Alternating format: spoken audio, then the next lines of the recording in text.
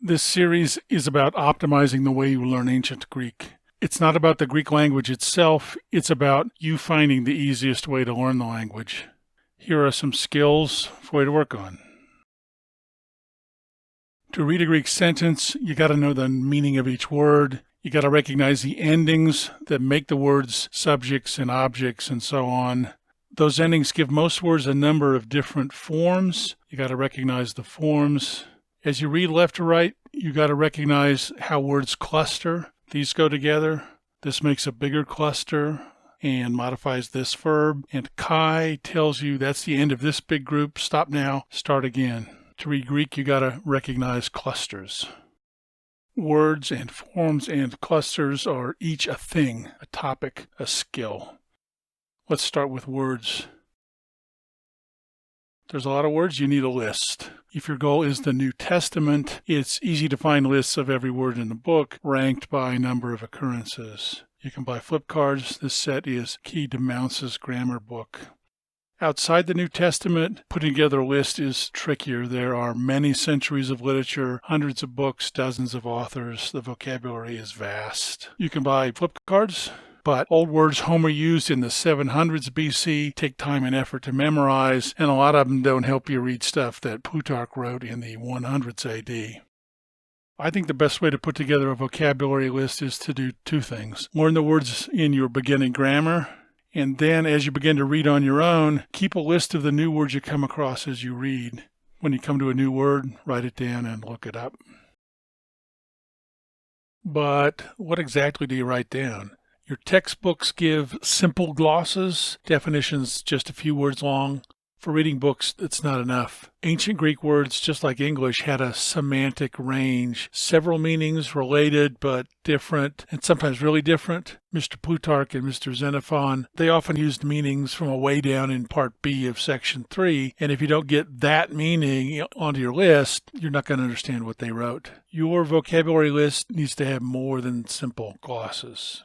What about the physical form of your list? What do you store it on? Obviously a computer. There are phone apps and websites for ancient Greek vocabulary drill. The ones I tried, not so good. Trivial word lists and rigid interfaces. If you find a good one, let me know down in the comments. What about a box of flip cards? If your interest is entirely in the New Testament, Amazon has Bible sets that are cheap and probably worth your time. Outside the New Testament, you could use a box as a starting point and add cards of your own as you need. I only know of one classical set. It has a lot of words you don't need, misses important words you do, gives simple glosses that miss the semantic range you need, and it's out of print.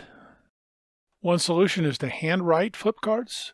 That sounds primitive, but stick with me. 3x5 cards have the room you need to put longer definitions that have more semantic range. Typing ancient Greek it's an experience to be avoided, and that's the reason to handwrite the cards. If you do make your own cards, remember you're going to end up with several thousand of them, so you got to have some way to keep them organized. This card has a note listing the passage the word was taken from. That's good if you practice vocabulary by reading the source passages. If you have a different study routine, you'll come up with a different markup system. Maybe just number the cards, something that works for you. Another tip, the word on this card ends with OS. That means it could be either a noun or an adjective. It's helpful to include the A and the on the front of the card. They identify dinos as an adjective. Nouns have their own endings and they're different. You want to put those on the front of your cards too. You could start from scratch and put your list on a computer and print your own flip cards. I do it this way. I go to the office supply store and buy a sheet of pre-formatted do-it-yourself business cards. I print my Greek words on one side and their definitions on the other. And after it's all printed, you fold on the perforations and the sheet breaks into individual cards. The word on the left is an adjective. See the A and the on. The word on the right is a noun. See the oo and the ho. When I started this project, a do-it-yourself printed card system sounded pretty easy. It's not. It's way more trouble than handwriting. This is the entry for a single word. It's fussy. There's computer programming involved. Print your own cards system is handy, but setting it up is more than a one-day project. Second skill, word forms. The first thing to know is what Greek books mean when they say form. This is a table of Greek words, 24 words. Let's translate each of them. This is a table of 24 ways to say the word the, which is obviously dumb. The is one word. Saying it 24 ways is dumb. But that's what the Greeks did. Each of those 24 words is a different form of the. Water comes in 3 forms: liquid, ice, steam. The Greek word the comes in 24 forms. Here they are. To read Greek, you're going to need to know that forms exist and why. English uses forms a little bit. If you want to be highfalutin, girl and girls are different forms of the word girl. Girl, girls, same base word. Different forms express the idea of number, one and more than one.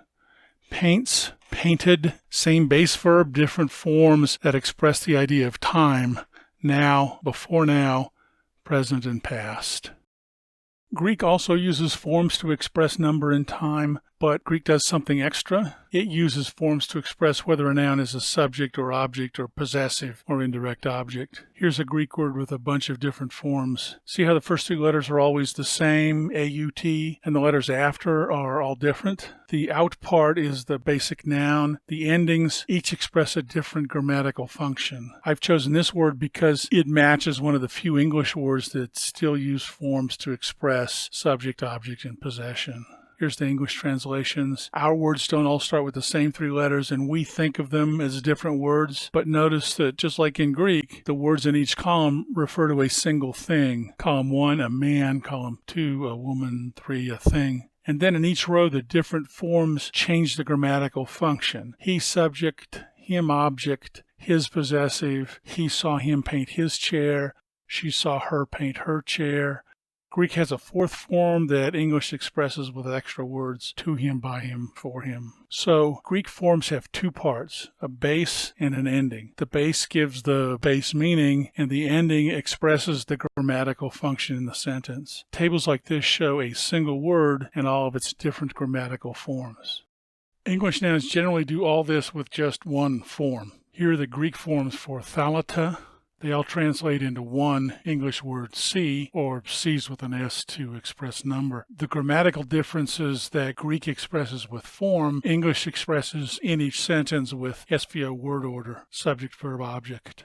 By the way, in dictionaries, the base word is never given as thalat. It's always given as thalata, which is the first word in the table, the nominative singular.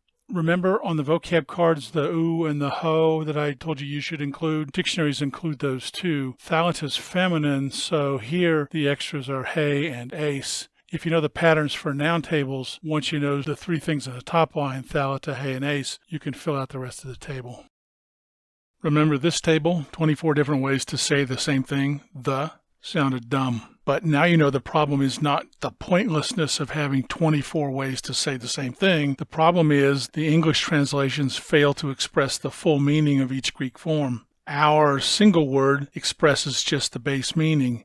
Each of their many words also expresses a different grammatical function. Cool. Let's see the forms in action. The endings of the are also the endings of nouns in general.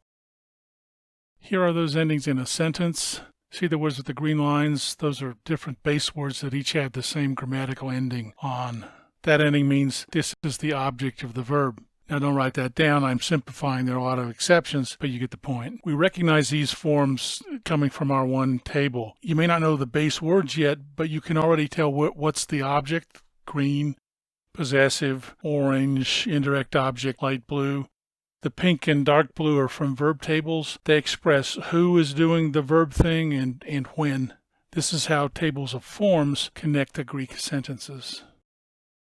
Lots to learn. You need to get organized. In textbooks, forms are printed in tables like this. With one exception we'll talk about later, the tables are the same from textbook to textbook. So how do you study forms? Well, what you don't do is just try to memorize 24 disembodied words for the. A lot of what you do is figure out the patterns of each table and then memorize those, and then the patterns are similar from table to table. For example, the words in this row all have a little hook under the last letter. The Greeks thought that letter was iota. Modern science has proven it was actually the letter I. That hook stands for the letter I. That I is the marker of the fourth row of this table. The words in this row all have an I as the second of the last letter. I is the marker of the dative case. Each big grammar class has a form table pattern of its own. Nouns have 4 types of rows, 8 if you count plurals. Verbs have 3, 6 if you count plurals. Nouns have 3 columns. I only put 1 here. Verbs have 6 columns. There's another class of word, the ing words, running, eating, seeing. Language books call these participles. Participles have forms of their own. They mash verbs into nouns, and their table has a pattern of its own. I myself found it helpful to organize this higher level structure in one place. Think of it as a global map of Greek grammar, and then to memorize the map to learn the overall table patterns of each grammar class. More about this later. Third skill, clusters. They didn't have clusters when I was a kid. We had phrases and clauses. Whatever you call them, they're just groups of words that go together. They're about ideas that take more than one word to express. English clustering is completely obvious to English speakers. Greek clustering, not so much. They didn't have commas and semicolons and other punctuation to signal sentence structure. Their word order was different, and even their word grouping was different, which is especially confusing to us. My own experience was I learned the form tables and the vocabulary of the New Testament, and I'd read a sentence and understand every word and have no idea what the sentence meant. Then I'd read the translation and, well, of course that's what it means, only I just could not do it on my own. I can do it now, and later on I'll talk to you about how you can work on your Greek clustering. For now, I don't have any good Greek examples for you. Here's an English garden path sentence to give you a sense of what I'm talking about. Next time, how Learn Greek books teach ancient Greek.